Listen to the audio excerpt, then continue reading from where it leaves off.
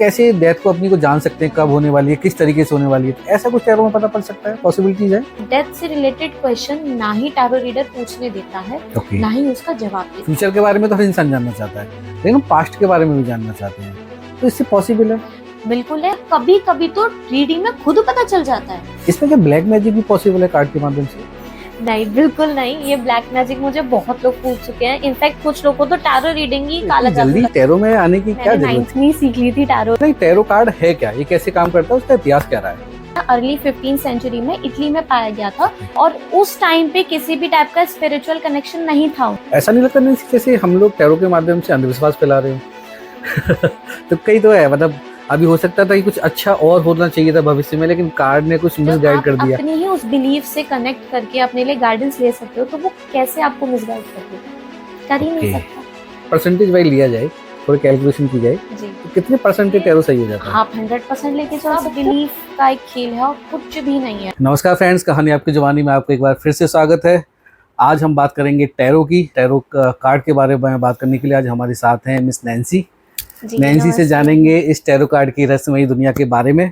तो नैन्सी, मेरा सबसे पहला क्वेश्चन आपसे ये है कि अभी आपने, जैसा मुझे अभी नॉलेज है कि आपने अभी 12th स्टैंडर्ड पास किया है, तो इतनी जल्दी टैरो में आने की क्या जरूरत थी? अभी दुनिया आपकी जो मतलब यंग जनरेशन या यूथ है, वो देखा जाता है तो घंटों नेट मतलब नेट पे निकाल देते हैं, सोशल साइट्स पे निकल जाते हैं, फन करते हैं, एंजॉय करते हैं, और आप इस ज्ञान की बातों में टैरो तो मतलब बहुत बड़ा एक तरह से देखा जाए तो रहस्य है या ज्ञान है, या एक तरीके से देख सकते हैं कि लोगों ने, से मैंने सुना है कि वो एक तरह से मार्गदर्शन करता है लोगों का।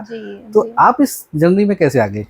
मैं 9th क्लास में थी तब मुझे पहली बार टैरो के बारे में पता चला। सोशल मीडिया के थ्रू ही पता चला मेरे को भी। तो उसके बाद मैंने फिर उसमें इंटरेस्ट दिखाया थोड़ा। मैंने उसकी रिसर्च करी ऑनलाइन। फिर मैंने अपनी मदर को बोला कि मेरे को टैरो सीखनी है, तो मेरी मम्मी मान गई। और फिर टचवुड जिस दिन मैंने बोला उसी दिन शाम को मेरी टैरो क्लासेस स्टार्ट भी हो गई। तो मैंने 9th में ही सीख ली थी टैरो। तो बट हाँ, ये कह सकते हैं कि एक्चुअली मेरी मम्मी भी इन्हीं सब में है। वो मास्टर हीलर हैं फ्रॉम द पास्ट 25 इयर्स। तो मेरे को ये जो टैलेंट है स्पिरिचुअलिटी का, वो वहीं से इनहेरिट हुआ है। तो ये कह सकते हैं कि मैं बहुत पहले से थी इन चीजों में। कहा जा सकता है पेरेंट्स गिफ्टेड है। हाँ, बिल्कुल बिल्कुल। क्योंकि इस जनरेशन में ना देखा जाता है इन चीजों से आदमी ना अवॉइड होता है, वो सोचते हैं कि बाद की बात है, बाद में देखेंगे, अभी तो फन कर लें, एंजॉय कर लें, तो गुड है। तो मुझे थोड़ा सा बताइए ना, टैरो कार्ड है क्या, ये कैसे काम करता है, उसका इतिहास क्या रहा है? देखिए, टैरो कार्ड जो है वो 15th सेंचुरी में, अर्ली 15th सेंचुरी में इटली में पाया गया था। और वो एक प्लेइंग कार्ड्स की तरह यूज होते थे, जिस गेम का नाम था टैरोची। उसमें ओरिजिनली 52 टैरो कार्ड्स थे और उस टाइम पे किसी भी टाइप का स्पिरिचुअल कनेक्शन नहीं था उनसे। और वो जो गेम था वो हायर क्लास के द्वारा खेला जाता था, जो बिजनेसमैन होते थे उस टाइम पे। फिर धीरे धीरे आके हम आगे बढ़े 17th सेंचुरी की एंड तक, और 18th सेंचुरी की स्टार्ट तक हमारा जो टैरो है वो स्पिरिचुअल चीज़ों से और स्पिरिचुअल थिंकिंग से सराउंड हो गया। लोग उसको आंसरिंग के लिए यूज़ करने लग गए, टैरो रीडिंग के लिए यूज़ करने लग गए। उसके बाद हमारा जो ओरिजिनल टैरो डेक है वो डिज़ाइन हुआ, जिसमें 78 कार्ड्स हैं। ओके जी। तो ये इसमें मैंने एक सुना है मेजर अरकाना, माइनर अरकाना, ये क्या होता है? तो जो हमारी टैरो डेक है वो 2 मेजर ग्रुप्स में डिवाइडेड है, माइनर आर्कानास एंड मेजर आर्कानास। जो मेजर आर्काना है वो हमारे 22 कार्ड्स का है, और जो माइनर आर्काना है वो हमारे 56 कार्ड्स का है। अब उस 56 माइनर कार्ड्स में भी 4 सूट्स हैं, cup, wands, swords and pentacles. और हर एक सूट 14 कार्ड्स का ग्रुप है। जी।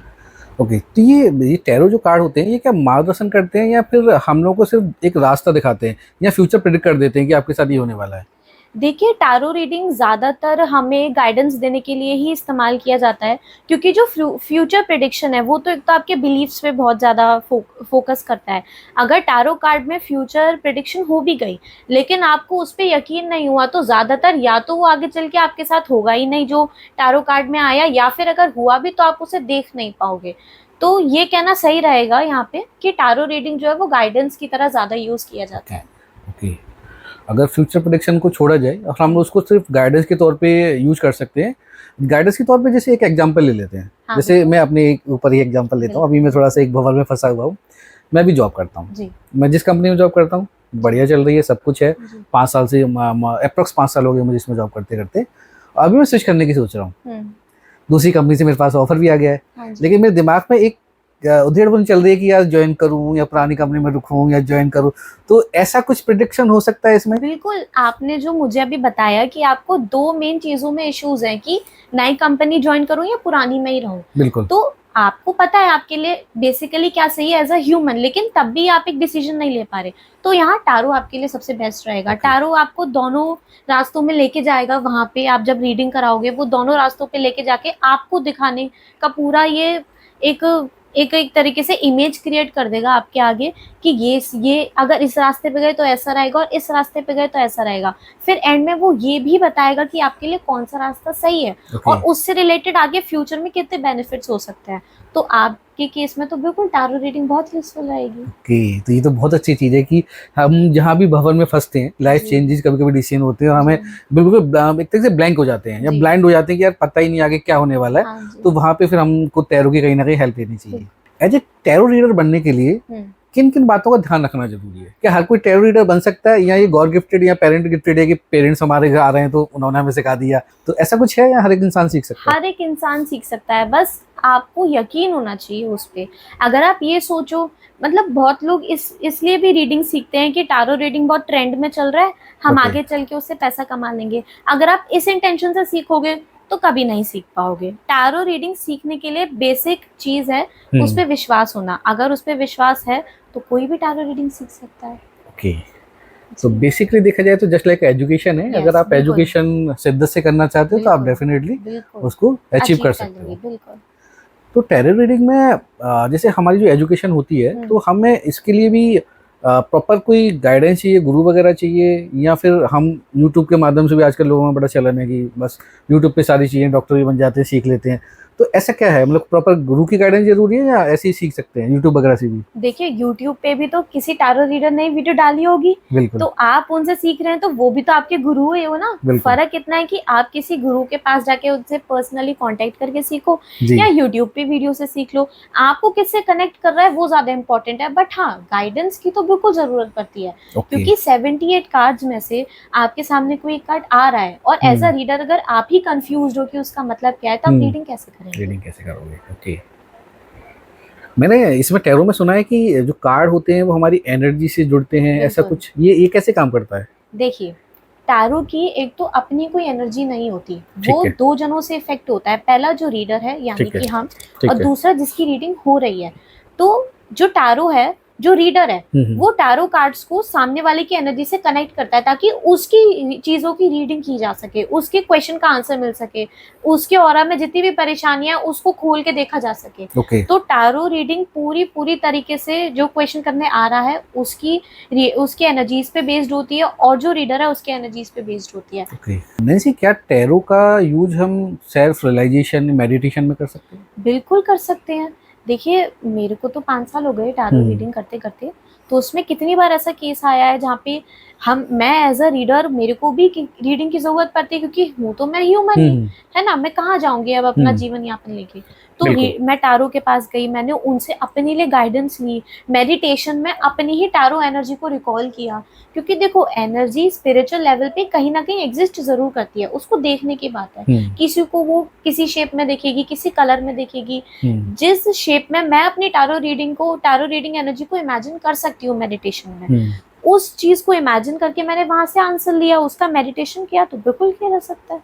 ओके, आप थोड़ा गाइड करो, कुछ लोग शुरुआत करना चाहते हैं जी। तो उनके लिए कौन सा टैरो डेक बेहतर रहता है? देखिए, शुरू कर रहे हो आप तो आपके लिए ओरिजिनल ही बेस्ट है, क्योंकि टैरो डेक एक ओरिजिनल डेक, उसके बाद जैसे जैसे लोग आगे आए, उन लोगों में और नॉलेज हुई तो उन्होंने ओरेकल कार्ड्स निकाल दिए। अब ओरेकल कार्ड्स को सीखने की ज़रूरत नहीं पड़ती, सीखना तो आपको टैरो ही पड़ेगा। तो आप शुरू करो, चाहे कितने साल बाद सोचो, आपके लिए ओरिजिनल कार्ड ही बेस्ट है। और मैं ये सजेशन दूंगी कि जो भी इस फील्ड में जाना चाहता है वो शुरुआत से ही। ओके, ऐसा नहीं लगता नहीं जैसे हम लोग टैरो के माध्यम से अंधविश्वास फैला रहे हो? तो कई तो है, मतलब अभी हो सकता था कि कुछ अच्छा और होना चाहिए था भविष्य में, लेकिन कार्ड ने कुछ मिसगाइड कर दिया और हम दूसरी दुनिया में चले गए, जो कि हमारे, हो सकता था हम अच्छी जगह जा रहे थे और हमें कोई टैरो रीडर मिले, हमने उनसे प्रिडिक्ट करवाया या कुछ भी जानना चाहा और वो गलत हो गया। जस्ट लाइक तुक्का नहीं लगता? देखिए, जैसा कि मैंने अभी थोड़ी देर पहले कहा था, टैरो रीडिंग सामने वाली और रीडर की एनर्जी पे बेस्ड होती है। अब आप अपना सेम क्वेश्चन लेके अगर 10 जनों के पास जाओगे तो 10 दिमाग और 10 मुंह सब अपने तरीके से अपने एक्सपीरियंस के हिसाब से आपको बिल्कुल। आंसर देंगे। लेकिन टैरो का अपने आप में कोई दिमाग ही नहीं है, आप ये बात समझो। और जब रीडर रीडिंग कर रहा होता है तो वो अपना दिमाग इस्तेमाल ही नहीं करता, वो बस अपनी नॉलेज और अपने एक्सपीरियंस को इस्तेमाल करता है, क्योंकि वो आपकी जिंदगी तो नहीं जी रहा। तो आपको जो भी गाइडेंस आ रही है वो डायरेक्टली ऊपर स्पिरिचुअल लेवल से आ रही है। वो स्पिरिचुअल लेवल जिसको लोग कभी भगवान का नाम देते हैं, हम लोग मेडिटेशन और रेकी का नाम देते हैं, कुछ लोग और अन्य चीजों का नाम देते हैं।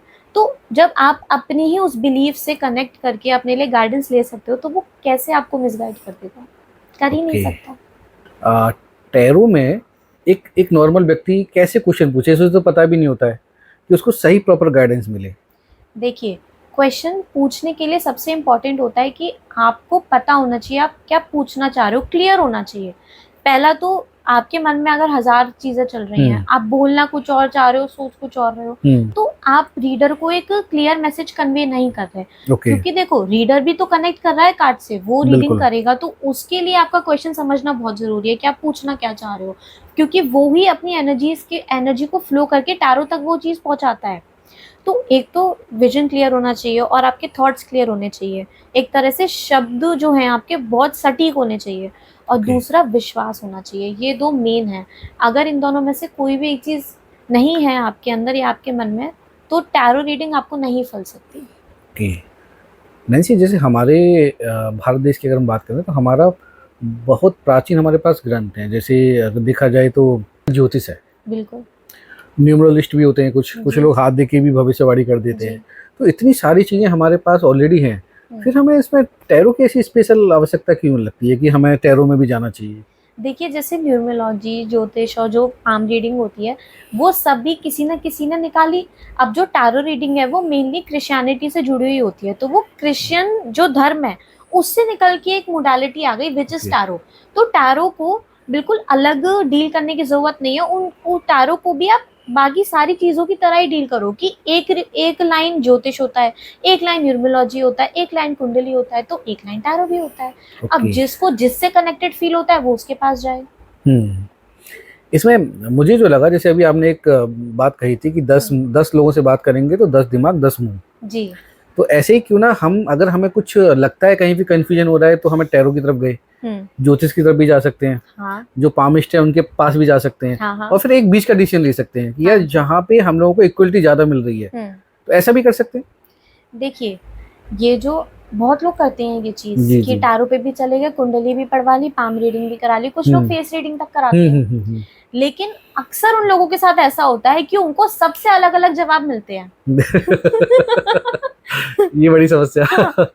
तो मैं ये सीधा सीधा बोलूंगी यहाँ पे, जितना मैं मानती हूँ उन चीजों को, आपको सबसे ज्यादा जिस मोडालिटी पे विश्वास है आप उसी के पास जाओ। क्योंकि देखो, वो मोडालिटी, आप इस बात को समझो, वो मोडालिटी आपको स्पिरिचुअल चीज से कनेक्ट कर रही है, एक स्पिरिचुअल गाइडेंस से। जो इंसान कर रहा है वो बस एक मीडिएटर है। आप अगर ये सोचो कि ये इंसान इतना एज का है, इतना बड़ा है, वो इतनी ये रीडिंग कर चुका है, इतना ज्योतिष है, तो उसको इतना ही आता होगा, चलो दूसरे के पास चलते हैं, वो उससे और 10 साल बड़ा है, तो वो चीज यहाँ एप्लीकेबल ही नहीं है। और अगर आप अलग अलग मोडालिटीज के पास हेल्प लेना चाहो, ले सकते हो, बिल्कुल आप अपना एक्सपीरियंस ले सकते हो, लेकिन मेरे हिसाब से एक बार में एक ही चीज को चुना जाए तो ज्यादा बेहतर है। आपका ये कहना है कि आप जिसको भी मानते हो उसको फिर आप अच्छे तरीके से मानो, उसमें बिलीव करो। आप पे कुछ थोपा तो जा नहीं रहा कि मुझे यही करना है, आपको यही पूछना पड़ेगा, इसी से पूछना पड़ेगा, थोपा तो जा नहीं रहा। तो थोड़े वाइज डिसीजन लेके आप एक के पास जाओ तो ज्यादा बेहतर है। क्योंकि कहीं ना कहीं स्पिरिचुअलिटी की दुनिया है, तो आपको कहीं ना कहीं किसी पे तो बिलीव करना ही पड़ेगा। बिल्कुल। तो कभी कभी ऐसा भी हो सकता है, जैसे हम जो टैरो रीडर होते हैं उनकी मानसिक स्थिति ठीक नहीं है और हम उनके झगड़े वगड़े घर में हो गए और हम उनके पास में टैरो रीडिंग कराने जा रहे हैं, तो इम्पैक्ट पड़ सकता है उसका लाइफ में? बिल्कुल पड़ सकता है। जैसा मैंने अभी कहा, टैरो रीडिंग 2 जनों की रीडिंग से इफेक्ट करता है, जो रीडर है और जो करवाने आ रहा है। करवाने जो आ रहा है वो एकदम पॉजिटिव है, बिलीव लग रहा है, लेकिन टैरो रीडर के चलो सिर में दर्द मान लो, तबीयत खराब है, मन नहीं कर रहा, परेशान है, तो वो टैरो रीडर कितना भी अच्छा हो, मैं अपने आप को भी उस जगह पे रख के देखूं, कितना भी एक्सपीरियंस हो मेरे पे या किसी और पे, वो रीडिंग नहीं कर पाएगा, उसका सिर घूमेगा, उसको समझ नहीं आएगा, कनेक्शन नहीं बैठा पाएगा, तो बिल्कुल इफेक्ट करेगी रीडिंग। ऐसे वैसे इसमें अगर परसेंटेज वाइज लिया जाए, थोड़ी कैलकुलेशन की जाए जी तो कितने परसेंटेज टैरो सही हो जाता है? देखिए, आप 100% लेके चल सकते हो, ओके। बिल्कुल होता है।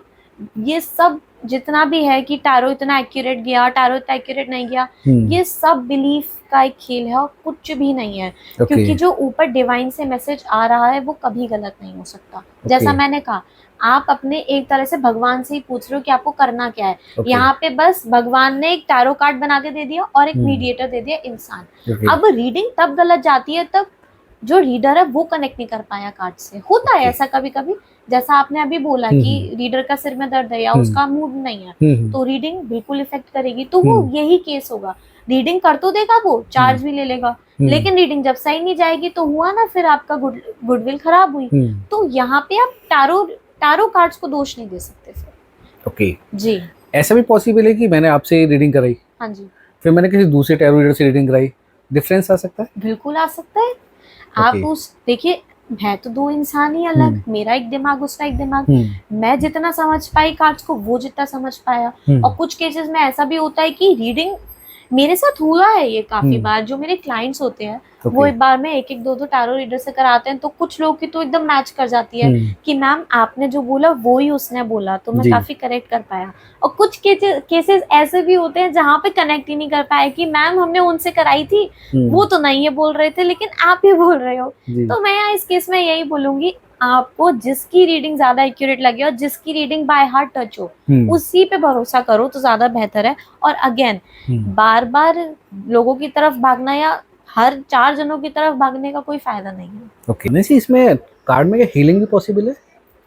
देखिए, टैरो से हीलिंग तो नहीं हो सकती। क्योंकि जैसा मैंने कहा, टैरो की अपनी कोई एनर्जी नहीं है। देखिए 15th सेंचुरी में वो लाइक अ प्लेइंग कार्ड्स यूज होते थे। उसके बाद जो उस टैरो डेक को लोगों ने सराउंड कर रखा था, उनके अंदर एक एनर्जी जागी, उनके अंदर एक स्पिरिचुअल एनर्जी जागी, तो उन्होंने उसको टैरो रीडिंग की एक पहचान दी। उसके बाद वो टैरो डेक रीडिजाइन हुआ 18th सेंचुरी तक आते आते। तो यहाँ पे किसकी एनर्जी काम आई? इंसानों की एनर्जी काम आई जो स्पिरिचुअली कनेक्टेड थे, जैसे हम लोग हैं, हम जैसे लोग हैं। तो टैरो की कोई स्पेसिफिक एनर्जी नहीं होती। अगर उसकी स्पेसिफिक एनर्जी होती हीलिंग एनर्जी, तो वो ना रीडर की एनर्जी से इफेक्ट हो रहा होता आज की डेट में, ना ही जो क्वेश्चन कर रहा है उसकी एनर्जी से इफेक्ट हो रहा होता। नहीं जी, इसमें कार्ड चार्ज होना का मतलब क्या होता है? कुछ कार्ड चार्ज वगैरह भी करते हैं क्या हम लोग, या खुद को भी चार्ज वगैरह से कुछ करते हैं? नहीं, देखिए एज अ ह्यूमन आप ड्रेन होगे तो आपको चार्ज तो करना पड़ेगा, it's like phone thing.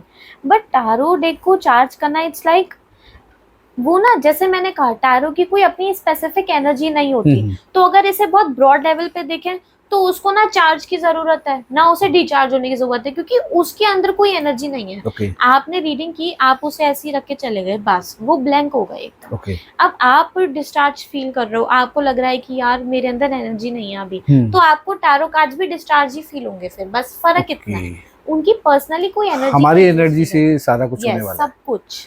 Okay. कभी जैसे लोगों को हमेशा लगता है कि मुझे पता पड़ जाए यार मैं बीमार कब होने वाला हूँ, है ना, मतलब कुछ गंभीर बीमारियां होती हैं, यहाँ लोग हमेशा मौत को लेके या डेथ को लेके हमेशा कॉन्शियस रहते हैं कि यार होनी तो है ही, ऐसा तो कोई बड़ी बात नहीं है, तो सबको ही पता होता है, लेकिन हम लोग एक्सेप्ट नहीं कर पाते इतनी जल्दी।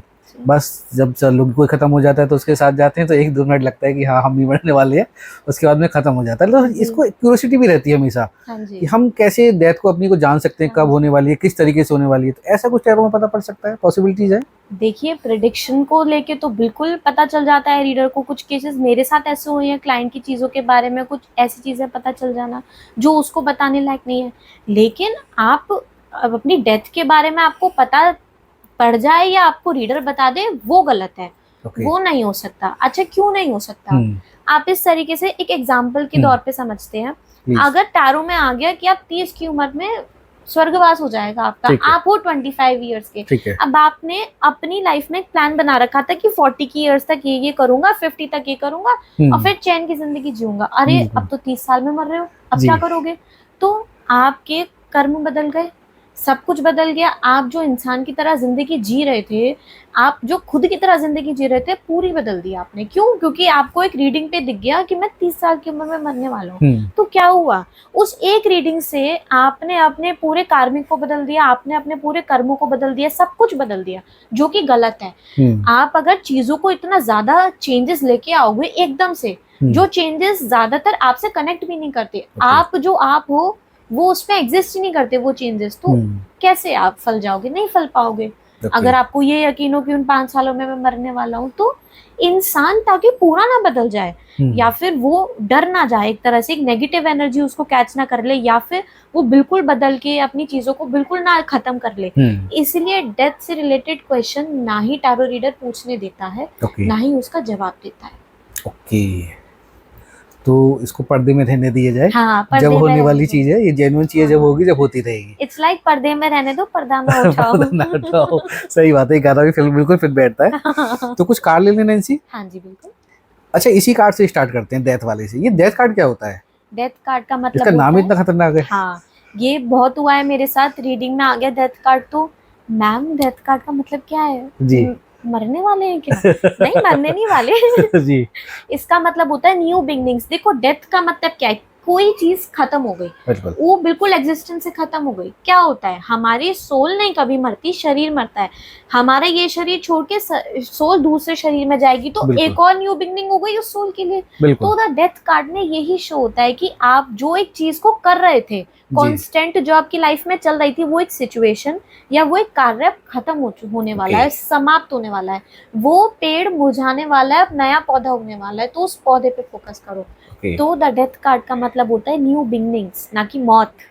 आपको न्यू अपॉर्चुनिटीज मिलने वाली है, आपका प्रमोशन होने वाला है। महात्मा बुद्ध ने कहा था कि जो डेथ है वो आपका प्रमोशन है जी।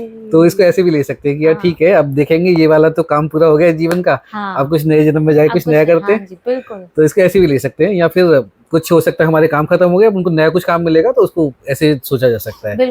जैसे भी मैं सोच रहा हूँ कि यार इस कंपनी में छोड़ के दूसरी कंपनी जल्दी स्टार्ट की जाए, तो न्यू बिगनिंग है, यहाँ पे डेथ है, वहाँ न्यू बिगनिंग है, तो ऐसे भी सोच सकते हैं। ओके, इसका मतलब भी यही होता है। डेथ कार्ड मतलब ये हमें डरने वाली कोई बात नहीं है। एक कार्ड और आता है द डेविल, ये भी मतलब बड़ा खतरनाक। तो ऐसे कार्ड क्यों लेके आए ये डेविल, डेथ, ये ऐसा क्या है इसमें ऐसा? देखिए, हर एक बात को रखने का एक तरीका होना चाहिए। उन 78 कार्ड्स में हर एक कार्ड के साथ कुछ ऐसी एक बात रखी गई है जो अपने में इतनी कनेक्टेबल होती है कि इंसान नेचुरली उन्हें सोच नहीं पाता। जैसे द डेथ कार्ड में न्यू बिगिनिंग्स की बात की गई, रोजाना हमारा एक दिन नया आता है, नया सूरज हुआ उगा तो नया दिन चालू हुआ, तो रोज एक न्यू बिगनिंग है। लेकिन क्या हम इतना डीप सोच पाते हैं? नहीं।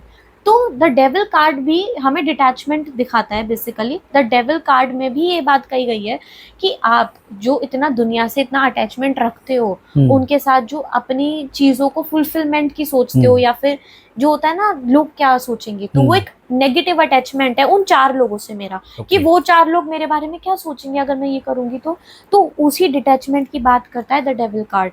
द डेविल कार्ड ये बोलना चाहता है कि आपके और उस इंसान के बीच में एक डेविल है, एक नेगेटिव एनर्जी है जिसको खत्म करने की जरूरत है, उसको डिटैच होने की जरूरत है, बस। तो एक शब्दों में बोला जाए तो द डेविल कार्ड का मतलब है डिटैचमेंट, बस, और कुछ मतलब नहीं है। ये तो बहुत शानदार आपने डेफिनेशन दे दी जी। लोग आई थिंक इसको जो डेविल कार्ड को भी खतरनाक समझते थे, तो वो समझ जाएंगे कि इसका हमें डिटैच होना है। इसके अलावा हमारे पास ये एक अच्छी अपॉर्चुनिटी है, डिटैच हो जाएंगे तो हम ऑटोमेटिकली फिर सारी चीजों को सही कर लेंगे। ये द हर्मिट कार्ड, हर्मिट, हाँ जी, द हर्मिट, इसका क्या मतलब होता है? देखिए, द हर्मिट कार्ड का बेसिकली मतलब होता है सर्चिंग, सोल सर्चिंग। देखिए, उस कार्ड में अगर मैं उसको थोड़ा शब्दों से समझाने की कोशिश करूं तो उसमें हमें एक ओल्ड एज आदमी दिखता है जो अकेला एक सुनसान जगह पे होता है, उसने खुद को पूरा ढक रखा होता है और वो एक लालटेन और एक डंडी की तरफ से अपना रास्ता ढूंढ रहा होता है, उन 2 चीजों की मदद से। तो वहां पे वो कार्ड सोल सर्चिंग दिखा रहा है, अपने अंदर की चीजों के जवाब ढूंढना। आइसोलेशन दिखाता है वो कार्ड, अकेला है वो, अपने बारे में सोच रहा है, डीप थिंकिंग दिखाता है वो कार्ड। कुछ लोग उस कार्ड को डिप्रेशन से कनेक्ट कर लेते हैं क्योंकि उसकी पिक्चर ही ऐसी है, वो दिखता ही ऐसा है डिप्रेशन की। मैम हम डिप्रेशन में नहीं, मैम हमें लग तो रहा था हमें डिप्रेशन है, अब कंफर्म हो रहा है। तो नहीं, उसका मतलब डिप्रेशन नहीं, उसका मतलब है deep thinking, isolation and soul searching. Okay, वो होता भी तो लालटेन लेके बाबा जी घूम रहे होते हैं। हाँ, तो वो लालटेन जो है उस कार्ड में, वो उसी इंसान की समझ को दर्शा रहा है कि आपकी जो नॉलेज है आप उसे अपने हाथ में बांध के लेके चल रहे हो कि यही नॉलेज मुझे रास्ता दिखाएगी, मुझे किसी की जरूरत नहीं है। वो वाले आइसोलेशन की बात हो रही है यहाँ पे। ये साधुओं से रिलेटेड है कहीं ना? बिल्कुल बिल्कुल। ओके, एक होता है टावर कार्ड जी, ये क्या काम करता है? देखिए द टावर कार्ड में बेसिकली अगर मैं उसका थोड़ा विजुअलाइजेशन करूँ तो जी। एक चट्टान पे एक टावर, एक बिल्डिंग खड़ी होती है ओके। जो उस कार्ड में ऐसी लगती है कि अब वो टूटने वाली है, उसके ओके। ऊपर लाइटनिंग गिर गई, आग लग गई, उसमें जो 2 लोग थे वो नीचे गिर रहे हैं, तो उसको ना लोग बहुत बैड हैपनिंग से ओके। कनेक्ट करते हैं कि हमारे साथ कुछ एक्सीडेंट होने वाला है क्या, हमारा घर गिर जाएगा क्या, अब हम क्या करें, सब खत्म होने वाला है क्या। तो नहीं, इसका मतलब होता है रीजनरेशन।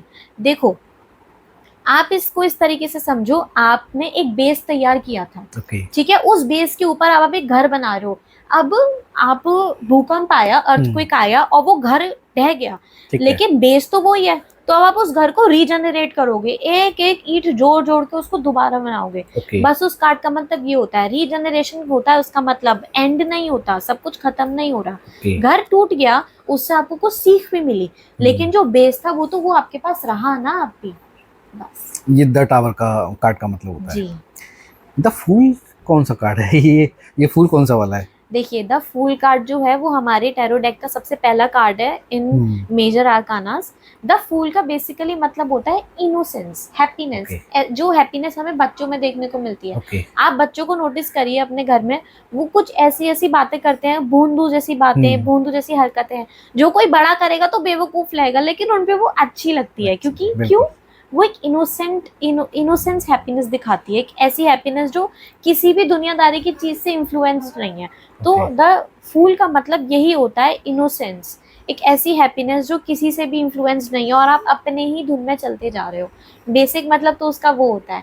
अब आप जितना टैरो में डीप जाओगे उतनी ही बातें निकल के आएंगी उस कार्ड की या सारे कार्ड की। ओके। तो नहीं, जैसे अभी आपने बताया कि द फुल इनोसेंस को रिप्रेजेंट करता है, तो अगर ये कार्ड आ जाता है किसी के, अभी जैसे मान लो मैंने ये कार्ड ले लिया, तो ये क्या दिखाएगा? मतलब मुझे इनोसेंस आगे रखनी चाहिए या मैं इनोसेंस था, क्या मतलब है इसका? देखिए अगर उस कार्ड को थोड़ा विजुअलाइजेशन के थ्रू मैं समझाऊं तो उस कार्ड में हमें एक जोकर के वेशभूषा पहने एक आदमी दिखता है, जो बड़ी खुशी से ऊपर आसमान में देखते हुए चल रहा है। और उसके साइड में एक डॉगी दिखता है और वो एक क्लिफ पे खड़ा हुआ होता है, एकदम एक ऐसी जगह पे, अगर उसने एक और पैर आगे रखा तो वो नीचे गिर जाएगा।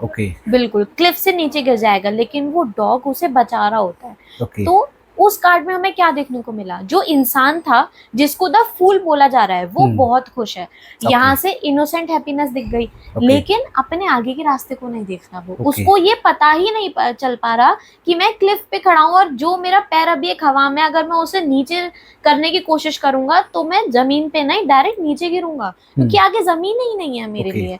वो इतना मगन है अपनी खुशी में कि उसको लग रहा है कि अब मैं बस हवा में हो जाऊं। लेकिन वहां पे द डॉग उसको बचाने की कोशिश कर रहा है, उसे बता रहा है कि नहीं रुको, थमो जरा, अपने पैरों को थामो, नीचे गिर जाओगे, तुम नहीं उड़ सकते, तुम हवा में, पॉसिबल नहीं है ये। तो अगर ये किसी की रीडिंग में आता है तो मेजरली जो ये कार्ड शो करता है वो तो यही शो करता है कि आपका विजन क्लियर नहीं है। आपको, आपके थॉट अच्छे हैं, आप किसी के बारे में बुरा नहीं सोच रहे, आप अपनी ग्रोथ के लिए सोच रहे हो, लेकिन जो एक प्रैक्टिकल प्लान होना चाहिए वो एग्जिस्ट नहीं करता आपके केस में। बट हाँ, क्वेश्चन जैसा हो उसके हिसाब से मीनिंग चेंज हो जाता है। या तो आपको बिल्कुल फ्रीली रहने की जरूरत है। अब अगर कोई ये पूछता है कि मैं बहुत सोचता हूँ, ये जो एक इंसान है मेरी लाइफ में मुझे बहुत तंग करके रखा है, अब मैं क्या करूँ, फिर ये कार्ड आता है, तो एज अ रीडर मैं उसे बोलूंगी आप फ्रीली जीना सीखो, लाइक अ चाइल्ड जियो, जीवन में कुछ नहीं भागा जा रहा, मूवमेंट्स को जीना सीखो। और यहीं अगर कोई अपनी सिचुएशन की बात कर रहा है, कोई डिसीजन मेकिंग की बात कर रहा है, तब मैं उसे बोलूंगी कि आपके थॉट्स तो अच्छे हैं, ग्रोथ की तरफ इशारा करते हैं, लेकिन प्रैक्टिकल प्लान एग्जिस्ट ही नहीं करता आपका। जी। द मैजिशियन, ये जादू वाला कार्ड है क्या कोई? देखिए ये आ गया तो हमारी लाइफ में कुछ जादू होने वाला है। देखिए हाँ, द मैजिशियन कार्ड अपने आप में मैजिक की प्रॉपर शो कर रहा है। तो ये कार्ड बेसिकली हमारे टैरो में तब आता है जब हमारी चीजें एकदम लाइक अ मैजिक, चुटकी बजाती ही चीजों का ठीक हो जाना एकदम। आप पे इतनी पावर आ गई एक टाइम पे, आपने इतना हार्डवर्क किया उन रिसोर्सेज को कलेक्ट करने में कि अब आप लाइक अ मैजिशियन कुछ भी क्रिएट कर सकते हैं। वो पावर आप पे है, तो वो उस पावर को दर्शाता है वो कार्ड, इसलिए उसका नाम द मैजिशियन है। अगर ये हमारे पास आता है तो हम इसको क्या मानेंगे? आप इसको हार्डवर्क की एक निशानी मांग सकते हो, क्योंकि मैंने रिसोर्सेज की बात करी। रिसोर्सेज पाने के लिए इंसान को मेहनती बनना पड़ता है। आपको अगर अपने घर के नलों में पानी चाहिए तो उस पानी के लिए पानी का बिल भरना पड़ेगा, वो पैसा कहाँ से आएगा? मेहनत से आएगा, obviously। है ना? कोई जॉब या कोई बिजनेस करके आएगा या कुछ भी मोडालिटी करके आएगा, तो वो हार्डवर्क का प्रतीक है। अब उस पानी से आप अपनी दाल भी पका सकते हैं, आप पानी भी पी सकते हैं, आप नहा भी सकते हैं। तो आपके पास एक पावर आ गई कुछ क्रिएट करने की एक रिसोर्स से। तो द मैजिशियन यही दर्शाता है कि आप पे एक पावर है अब कुछ भी क्रिएट करने की। अब आप जो चाहो अब वो कर सकते हो उस रिसोर्स से लेके। Okay, very good. हाँ एक होता है card three of swords card, जी। ये क्या करता है? 3 ऑफ सॉर्ड्स कार्ड तीन अगर तलवारें क्या करने हाँ वाली हैं? जी अगर मैं विजुअलाइजेशन करूं उसका, तो हमें एक हार्ट में वो 3 तलवारें घुपी हुई नजर आती हैं, ओके। है ना? तो वो हार्ट ब्रेक का कार्ड होता है बेसिकली। वो भी डिटैचमेंट का कार्ड है। कैसे? देखो, एक दिल में 3 कार्ड घुसे हुए हैं, तो आप वो पहले दिल कितना अच्छा धड़क रहा होगा, सब कुछ ठीक होगा। अब इमोशनली उसको इतना मारा कि उसे एक टैरो रीडर के पास आने की जरूरत पड़ गई, ठीक है? सही बात है, जी। इतना परेशानी की है। एक तलवार से काम नहीं चला, दूसरी भी डाल दी, तीसरी भी डाल दी। तो अब वो आ गया चौथी से बचने के लिए हमारे पास, है बिल्कुल। ना? तो यहाँ पे भी डिटैचमेंट की जरूरत है, क्योंकि हार्ट ब्रेक शो कर रहा है, दिल में लग गई, आपके दिल जख्मी हो गया, अब आपको दूर जाने की जरूरत है। तो ये कार्ड थोड़ा इमोशनल कार्ड माना जाता है जी। इमोशनल कार्ड है ये, अगर लाइफ में आ जाएगा तो क्या करना पड़ेगा फिर?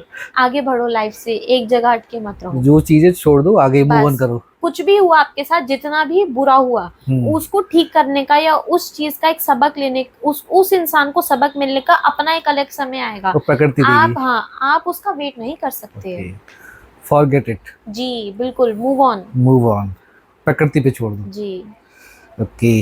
एक कार्ड और होता है, ये तो 3 तलवार वाला था। हाँ, एक 9 वाला और होता है, वो इससे भी ज्यादा खतरनाक है क्या? देखिए, उसको बेसिकली उसमें एक लेडी बैठी होती है, मतलब बेड पे बैठी होती है, और हमारे बाकी पूरे टैरो कार्ड में 9 ऑफ स्वॉर्ड्स उसके सिर की तरफ से आगे जा रही होती हैं, इस तरीके से कि वो सो रही थी और उसको एक बहुत ही बुरा नाइटमेयर टाइप आया या डिप्रेशन फेज में आई, और वो एकदम अपनी नींद से उठ के अपना सिर पकड़ के रो रही है, परेशान है। तो वो कार्ड रिस्पॉन्सिबिलिटी शो करता है, ऐसी रिस्पॉन्सिबिलिटी जो आपसे झेली नहीं जा रही।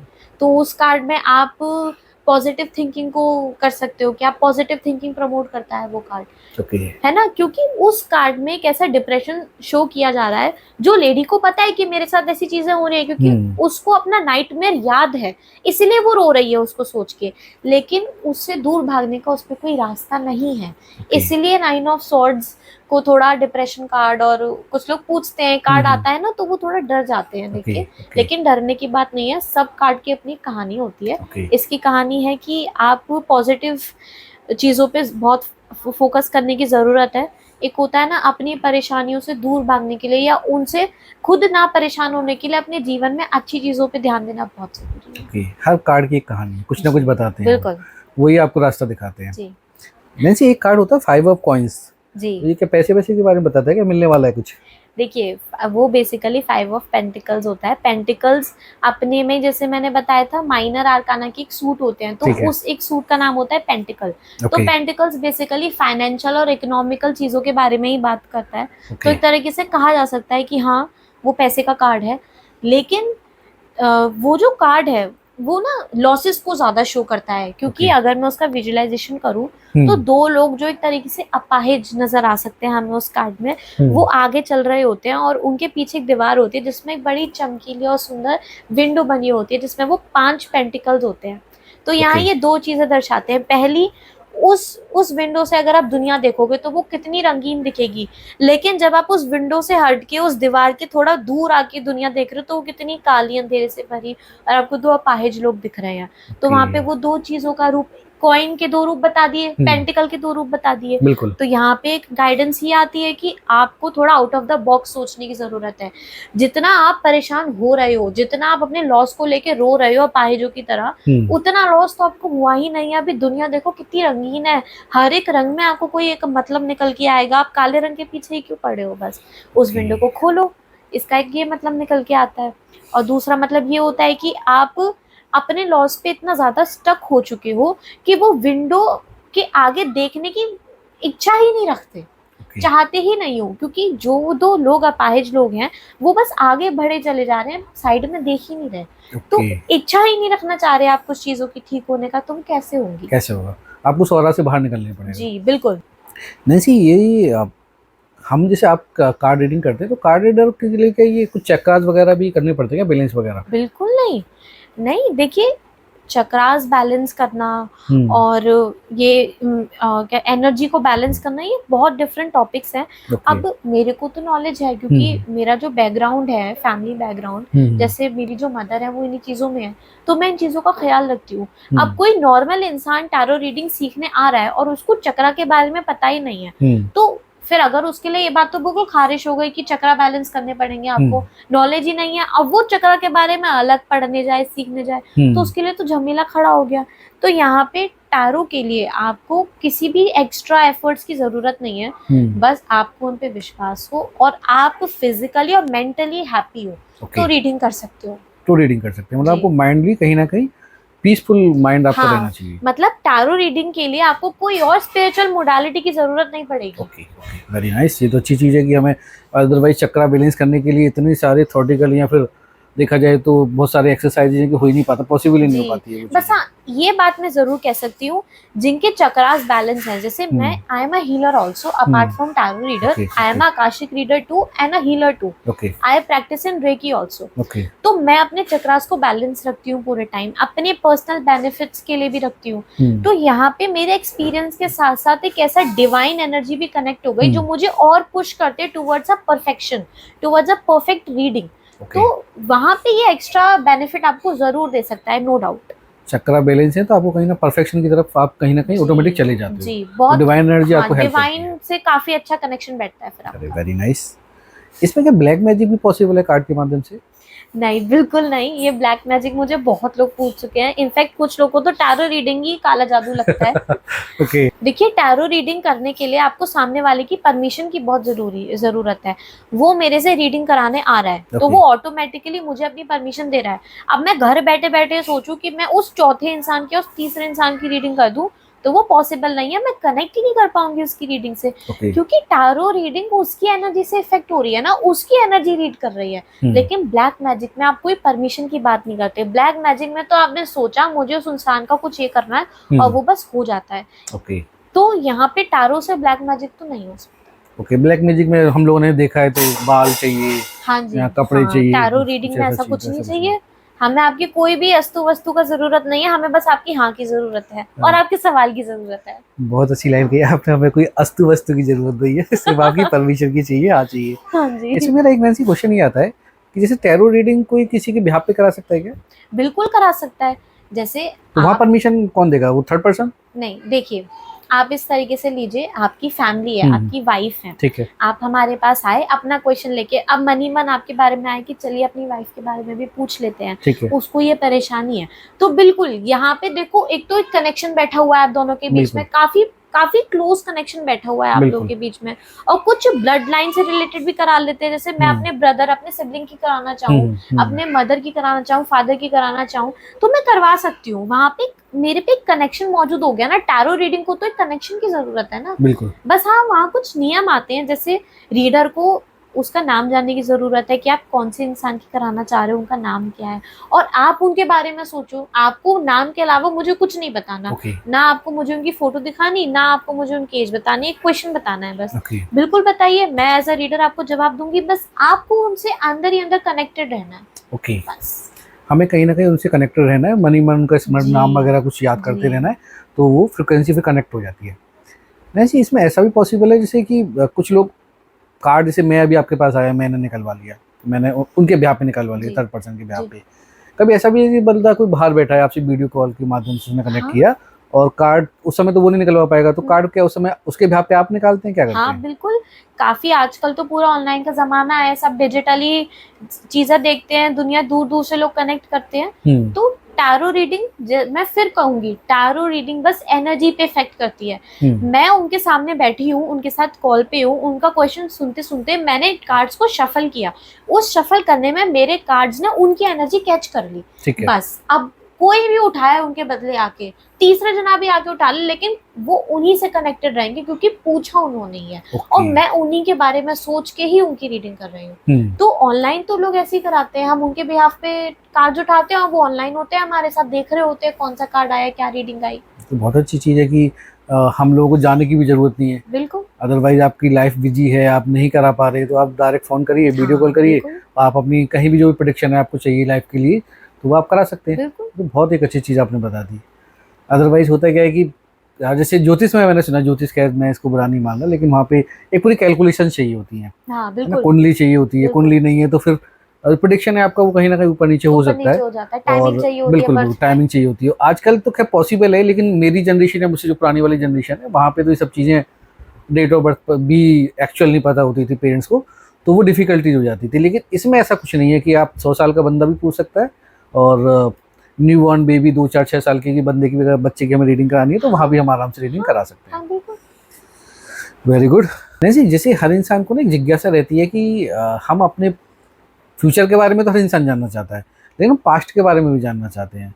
तो इससे पॉसिबल है बिल्कुल कि ये जो पॉसिबल मेरे है। सामने अभी जो कर्मा आ रहा है, ये मेरा कौन-सा मैंने हाँ, हाँ, पहले कुछ किया था कि हाँ, जिसका अच्छा या बुरा जो भी मिल रहा है, तो ये पॉसिबल है वाक़ई हाँ, में? बिल्कुल है। कुछ लोग जो हीलिंग में होते हैं, वो हीलिंग के थ्रू जान लेते हैं। हम लोग जो टैरो में, हम टैरो के थ्रू जान लेते हैं। आप अपना क्वेश्चन ये बोलो हमारे आगे कि ये मेरे को अपनी पास्ट लाइफ के बारे में जानना है, या कभी-कभी तो रीडिंग में खुद पता चल जाता है कि हुँ, पास्ट लाइफ मेरे साथ बहुत हुआ है ये। मैं ओके। किसी की रीडिंग कर रही हूँ, कुछ प्रॉब्लम के बारे में बात चल रही है, तो ये तक पता चल जाता है कि कौन-सा कार्मिक है, कौन-सी बर्थ से आया, उस बर्थ में ऐसा क्या हुआ था जो ये कार्मिक आया। सारी चीज़ें पता चल जाती हैं। बस इसके लिए एक्सपीरियंस होना, इसके लिए रीडर की जो थिंकिंग है उसका ब्रॉड होना, उसके अंदर अबंडेंस होना बहुत ज़रूरी है। रीडर ही पास्ट लाइफ में नहीं मानता तो वो क्या रीडिंग करेगा उसकी? ओके, ये तो यार बहुत बड़ी बात है। पास्ट लाइफ का भी आप बता देती हो, फ्यूचर का भी आप बता देती हो। सब कुछ पता तो चल ये सकता कार्ड रीडर छोड़ेंगे कुछ या नहीं? ऐसा तो नहीं कि ज्योतिष का धंधा बस है। बंदे अरे! फैलाने में इनका रोल हो जाए इंडिया में। क्रिश्चियनिटी आई थी और आपका कुंडली को बंद करा के चले गए। अरे! ऐसा नहीं है, खैर जस्ट अ जोकिंग।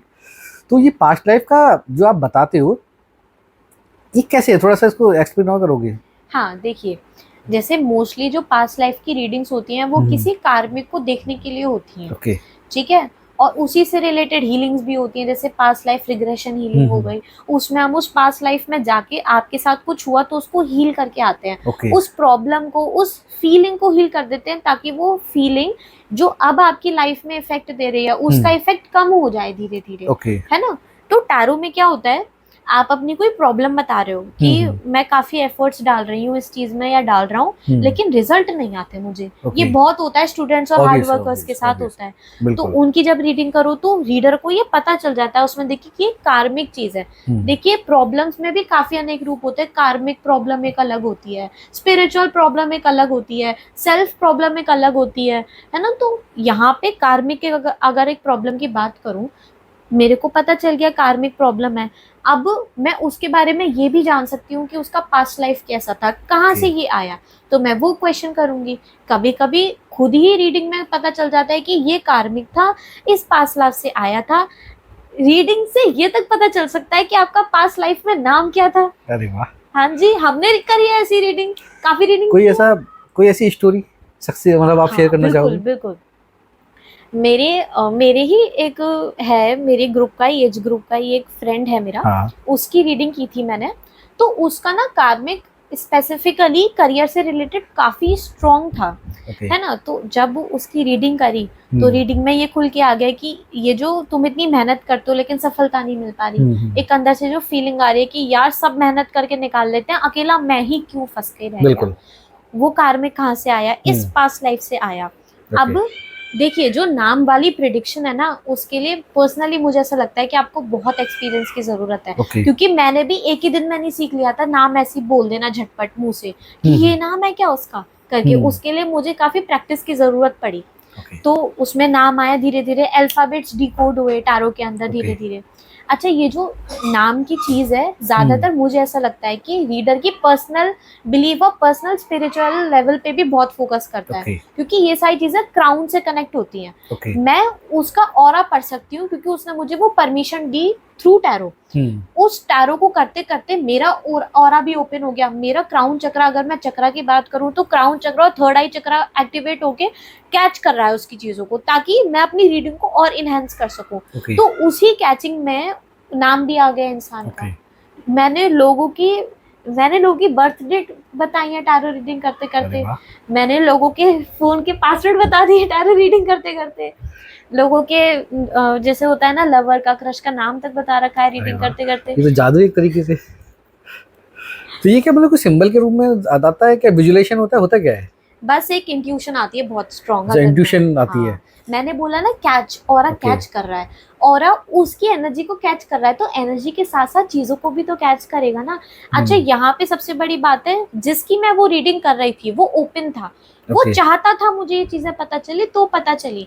अब अगर आप किसी ज्योतिष या किसी रीडर के पास जाके डर रहे हो कि उसको मेरे बारे में ये पता ना चल जाए, यार मेरे को बहुत डर लग रहा है, ओके। तो उसको वो पता नहीं चल नहीं सकता। चलेगा, ओके। आपने अंदर से उसकी परमिशन नहीं दी, आपने उसको जिस चीज की परमिशन दी वो ही पता करके दे पाएगा आपको बस। तो ओके। अगर आपको ये चीजों के एक्सपीरियंस लेना है, जानना है, आप चाहते हो रीडर आपको आउट ऑफ नोवेयर ये ब्लंट होके बताए कि आपका ये है, आपका वो है, तो उसके लिए आपको अंदर ही अंदर अपनी एक्सेप्टेंस रखनी पड़ेगी कि जो वो बोलेगा और जो वो जानना चाहता है, मेरा ऑरा उसे वो कैच करने दे।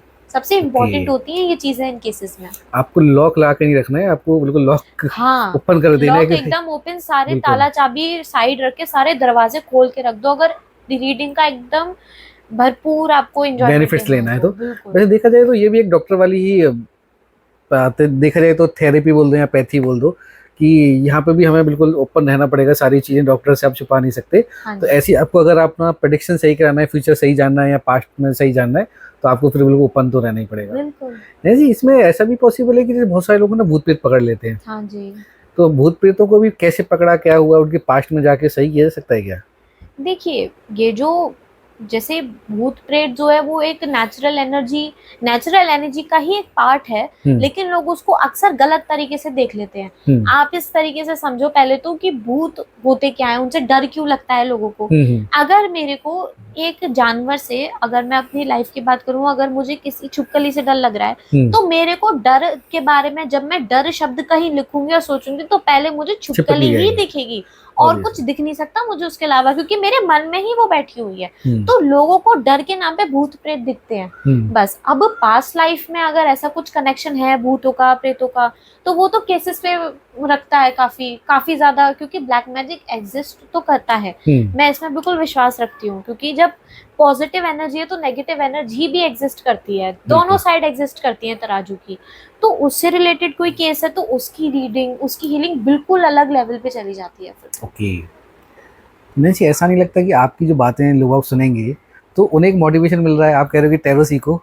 बिल्कुल, मैं तो ये कहूंगी, आप क्यों बार बार हर एक टैरो रीडर के पास पूरी जिंदगी जाओ, आप खुद सीखो, टैरो रीडिंग करो, अपनी टैरो रीडिंग अपने आसपास के लोगों की रीडिंग करो, और एक नई स्किल, एक नया टैलेंट अपने अंदर लाने के लिए, एक नई मोडालिटी सीखने के लिए क्या बुराई है? कुछ कितना टाइम लग सकता है अगर कोई सीखना चाहे तो? बिल्कुल स्टार्टिंग से कर रहा है, बिगिनिंग से कर रहा है? देखिए, क्लासेस की बात करूं तो 1 वीक की क्लासेस तो मिनिमम होती हैं। बाकी आपके एक्सपीरियंस पे है। आपने टैरो रीडिंग सीखा, कोर्स कर लिया, लेकिन सालों तक कार्ड्स को छुआ ही नहीं, तो आप ये तो बोल सकते हो कि मैंने उस साल में टैरो रीडिंग सीख ली थी, लेकिन जब कोई टैरो रीडिंग कराने आएगा तो क्या कर पाओगे? नहीं कर पाओगे। तो सीखी नहीं सीखी, प्रैक्टिस जरूरी हाँ, है। प्रैक्टिस जरूरी है। प्रैक्टिस रखो अपने अंदर, वो जज्बा होना चाहिए रीडिंग सीखने के बाद कि लाओ यार रीडिंग सीख लो। मतलब आप ना एक्सपीरियंस के भूखे रहो, रीडिंग के टाइम पे एक्सपीरियंस चाहिए। अगर आप 1000 क्वेश्चन की रीडिंग कर रहे हो तो हर एक कार्ड का 1000 मतलब निकल के आते हैं आपके आगे। तो आप ये सोचो कि बुकिश रट के मैं रीडिंग सीख लूं, तो वो पॉसिबल ही नहीं है। आपको प्रैक्टिस करनी पड़ेगी, प्रैक्टिस मेक परफेक्ट। हाँ जी, तो इस पे आपको जाना ही पड़ेगा। नहीं जी, इसमें जैसे आपने बताया कि कहीं ना कहीं एक्सपीरियंस की जरूरत होती है, तो इसकी कोई बुक वगैरह होती है कैसे? हाँ, आप बुक कर सकते हो। जैसे एज अ टैरो रीडर, मैं भी टैरो कोच हूँ, मैं लोगों को सिखाती हूँ रीडिंग। तो मैं उनको अपनी बुकलेट प्रोवाइड कराती हूँ, उनको अपनी PDF। मैंने अपने इन 5 साल के एक्सपीरियंस में टैरो को जितना जाना, मैं उसका पूरा निचोड़ दे के उस इंसान को दे देती हूँ। तो वो मेरी बुक को पढ़ सकता है, उससे गाइडेंस ले सकता है। जब वो मेरे से रीडिंग सीखने आएगा, वो कार्ड का मतलब सीखने आएगा, जो मैंने अभी, जैसे हमने अभी कवर किए, द फूल, द हर्मिट, उस क्लासेस में उसको और डीपली पता चलेगा कि उसका स्पेसिफिक मतलब यही क्यों होता है, या ये कार्ड का यही रंग क्यों है ना। तो इन चीज़ों के मतलब के बारे में पता चलेगा। तो ये सारी चीज़ें तो रिटन मटेरियल बहुत है आप पे। वैसे एक थोड़ा सा अजीब क्वेश्चन हो सकता है, कहीं ये सारी चीज़ें हमें अपन नहीं बनाती हैं? हम बार बार टैरो पे जाएंगे, मान लो मुझे कोई लाइफ जीनी है हाँ ना। जी। अब मुझे लाइफ में पहले टैरो नहीं था या ज्योतिष नहीं थी, तो हम बिल्कुल परफेक्शन की तरफ, जो भी जिंदगी में सुख आ रहा है दुख आ रहा है हम उसको एंजॉय कर रहे हैं, या जैसा भी है मतलब उसको सॉल्व कर रहे हैं, ठीक है। बिल्कुल। लेकिन अभी हमें एक पता पड़ा कि ज्योतिष है या टैरो है, या इसके माध्यम से चीज़ों को जाना जा सकता है। तो कहीं ना कहीं हम अपनी मानसिकता को कहीं विकलांग तो नहीं कर रहे देखिए कि ये हम इस पे डिपेंडेंट होते जा रहे हैं, हर नहीं, कुछ भी किया है, बच्चे का जन्म नाम रखना है, इसका नाम क्या रखा जाए, है ना, या कोई काम किया हाँ जाए, तो जी। वो ऐसा नहीं लगता आपका आपको? सवाल बहुत बहुत अच्छा है। कुछ लोग इस जाल में फंसे रह जाते हैं पूरी जिंदगी। जी ये इंसान पे डिपेंड करता है। अब अगर मैं अपने ऊपर लेके बात करूं, मेरे जी पे तो कार्ड मेरे घर पे रखे हैं, जी मैं खुद टैरो रीडर हूँ, मैं अपनी रीडिंग कर सकती हूँ, जी लेकिन मैं भी तो एक इंसान का जीवन व्यतीत कर ही रही हूँ ना। जो मेरे को अपने कर्म करने हैं, जो परेशानियां मुझे झेलनी पड़ रही हैं अपनी चीजों में, वो मैं झेल रही हूँ। उसके लिए मैं बार बार सवाल करती हुई ना अच्छी लगती खुद को, ना मेरे को, मैं जानती हूँ ना मुझे बार बार सवाल मिलेगा, जवाब मिलेगा एक ही सवाल का, क्यों? वो मेच्योरिटी आपके अंदर होनी चाहिए। एक मोडालिटी है आपको गाइड करने के लिए, आपका जीवन लिखने के लिए नहीं है। वो जीवन आप खुद अपना लिखो। गाइडेंस आपको चाहिए, काफी फंसे हुए हो तो ऐसी चीजों पे जाओ। अगर आप चाह रहे हो कि रोज सुबह उठ के एक अपना टाइम टेबल बनाओ टैरो में देख के, तो वो तो पागल बनती है। वो फिर आप जिंदगी जिंदगी जी नहीं जी पाओगे। ही नहीं रहे आप जिंदगी, फिर आप क्या कर रहे हो? कुछ नहीं ओके, कर रहे हो। इसको हम ऐसे भी समझ सकते हैं कि जैसे हमारे बड़े बूढ़े हैं, दादी हैं, दादा हैं, हम उनसे कोई चीज़ें, जब हम लोग परेशान होते हैं तो उनसे बातचीत करते हैं, सलाह हाँ, लेते हैं, तो बस। जस्ट लाइक हमें उनसे हाँ गाइडेंस जी, लेनी है और हाँ अपनी जी, लाइफ में आगे बढ़ना है। बिल्कुल। लेकिन इसको अपंगता की तरह नहीं लेना कि नहीं, हर वक्त खोल के बैठे। पागल नहीं होना है इन चीजों के ओके। पीछे। ये बहुत होता है लोगों के साथ, वो कुछ स्पिरिचुअल चीज पे जाते हैं और वो अपना वो होश आवाज खो देते हैं, बिल्कुल पागल हो जाते हैं। तो ये चीजें मेरे हिसाब से गलत है। ओके। इंसान की तरह आप आए हो तो इंसान की तरह जीना सीखो, वो कर्म करो। आपको उन कर्मों से कोई ना कोई रीडर बचा पाएगा, ना कोई ज्योतिष बचा पाएगा, ना ही कोई हीलर बचा पाएगा। करने तो वो आपको पड़ेंगे, बस उस कर्मों के लिए जो एक्सटर्नल इश्यूज आ रहे हैं आपको, जो पास्ट लाइफ से क्रिएट कर लिया आपने, जो कार्मिक बॉन्ड से क्रिएट कर लिया आपने, उनको हटाया जा सकता है, उनसे रिलेटेड गाइडेंस ली जा सकती है। लेकिन आप सोचो कि टैरो कार्ड आपको अपनी गोदी में उठा के पूरा रास्ता ही पार करा दे, तो वो पॉसिबल नहीं है। कहीं ना कहीं हम इसको ऐसे भी कनेक्ट कर सकते हैं कि हमारे सामने कुछ प्रॉब्लम थी, किसी ने हमें गाइड किया, हमारा मनोबल बढ़ गया। जी बिल्कुल। तो हम लाइफ में जहाँ पे थोड़ा परेशान हो रहे थे, अब हम पॉजिटिविटी के साथ में रास्ते को पार हाँ कर जी, सकते हैं, आगे बढ़ बिल्कुल, सकते हैं। बिल्कुल। तो टैरो हमारे इसी तरह से सपोर्ट करता है, हमें गाइड कर देता है, और हाँ। कहीं ना कहीं हमारी स्ट्रेंथ बन जाता है, बिल्कुल। और हम फिर सारी चीज़ें अपनी आराम से एंजॉय कर पाते हैं। अदरवाइज अगर हम इसको ज़्यादा सीरियस लेंगे तो फिर चीज़ों को फंसना पड़ सकता है। हाँ नहीं, मतलब सीरियस तो लो भैया। जी, जी। मैं तो एज अ रीडर यही सीरियस बोलूंगी, मतलब जैसे पर डे पागल कुछ मत हो। पागलपन नहीं, पर डे कुछ हाँ, नहीं करना चाहिए। कभी हाँ। कोई डिसीजन है, हमें अपने ऊपर डिसीजन भी के तौर पे जाना विश्वास चाहिए। रखो। आप इंसान हो, आपका एक दिमाग है, पहले बिल्कुल। उसकी भी तो सुननी जरूरी है ना। बिल्कुल है ना जी। तो थैंक यू नैंसी, आपने इतनी सारी चीज़ें बताई। मुझे तो जी। मतलब ये लगता है कि आपने मतलब भी आपने 12th ही की है और अभी ग्रेजुएशन में आपने रखा है और आपको इतनी डीप नॉलेज है। तो कोई भी नैंसी से कुछ पूछना चाहता है तो बिल्कुल। पूछ सकते हैं। नैंसी को मैं देखा जाए तो नैंसी तो अभी टीचर भी है और गाइड भी है, हाँ तो जी। कोचिंग भी देती हैं, तो आप इनको भी गुरु बना के कोचिंग ले सकते हैं। एज मैटर नहीं करती है, मैटर करता है आपका ज्ञान, एक्सपीरियंस हाँ मैटर जी। करता है, ज्ञान मैटर करता है। और मुझे जो नैंसी से बातें करने के बाद लगा, मुझे लग रहा था कि शायद नैंसी, मतलब पता था कि नैंसी को सारी चीज़ें पता है, एक्सपर्टीज है उनके पास में, बड़े अच्छे से चीज़ें बताएंगी। लेकिन जब पॉडकास्ट किया तो और भी लगा कि यार ये तो मतलब एक तरीके देखा था ना, 60-70 साल का आदमी जिसके पास अनुभव होता है, बहुत एक्सपीरियंस होता है, तो वो सारी बातें उन्होंने रखी है। Thank you so much Nancy, जी, आपका बिल्कुल। धन्यवाद, और दर्शकों की तरफ से भी आपको थैंक यू सो जी much. Thank you so much मुझे यहाँ बुलाने के लिए। Thank you Nancy.